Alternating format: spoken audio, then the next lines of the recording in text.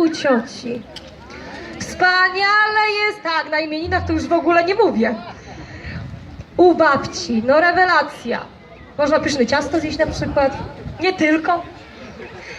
U wujka, u cioci i kuzyna. Ale nie ma jak u tesia!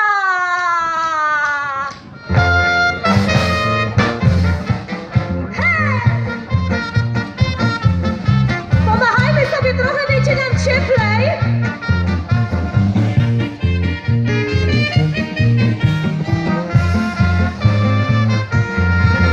Kiedy koniec roboty i niedziela się zbliża, każdy ręce zaciera. Do teścia się zbiera, ja z familią już jadę drogą bardzo. Przeleci i za chwilę siądziemy razem już do stołu.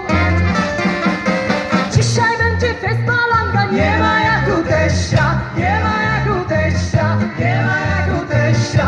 Razem grilla rozpalimy, hołdę wypijemy, z teściem fajno jest. Dzisiaj będzie fest balanga, nie ma jak u teścia, nie ma jak u teścia, nie ma jak u teścia. Razem grilla rozpalimy, hołdę wypijemy, z teściem fajno jest.